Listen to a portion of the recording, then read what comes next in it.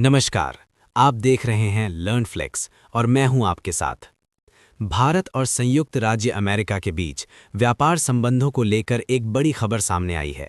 दोनों देश टैरिफ विवाद के बाद अब व्यापार वार्ताओं को दोबारा शुरू करने की तैयारी कर रहे हैं। दरअसल पिछले कुछ समय से भारत और अमेरिका के बीच व्यापारिक संबंधों में कुछ मतभेद देखने को मिले थे।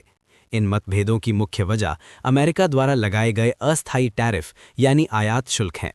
अमेरिका ने कुछ उत्पादों पर अतिरिक्त शुल्क लगाने का फैसला किया था, जिससे कई देशों के साथ व्यापारिक बातचीत प्रभावित हुई।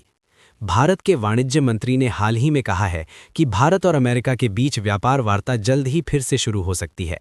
हालांकि उन्होंने ये भी स्पष्ट किया कि बातचीत तभी शुरू होगी जब अमेरिका की टैरिफ नीति के बारे में पूरी स्पष्टता मिल जाएगी।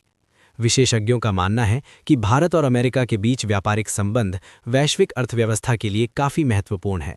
दोनों देशों के बीच व्यापार का दायरा लगातार बढ़ रहा है और कई क्षेत्रों में सहयोग भी मजबूत हुआ है। अमेरिका द्वारा लगाए गए टैरिफ का असर केवल भारत ही नहीं बल्कि कई अन्य देशों पर भी पड़ा है। इससे वैश्विक व्यापार चर्चाओं में अस्थिरता पैदा हुई है और कई देशों को अपनी व्यापार रणनीति पर पुनर्विचार करना पड़ रहा है। अगर भारत और अमेरिका के बीच व्यापार वार्ता दोबारा शुरू होती है तो इससे दोनों देशों के आर्थिक संबंध और मजबूत हो सकते हैं। साथ ही वैश्विक व्यापार में भी स्थिरता आने की उम्मीद जताई जा रही है। फिलहाल सभी की नज़र इस बात पर टिकी है कि अमेरिका अपनी टैरिफ नीति को लेकर क्या स्पष्टता देता है और दोनों देशों के बीच अगली बैठक कब होती है। इसी के साथ लर्न फ्लेक्स में फिलहाल इतना ही। धन्यवाद।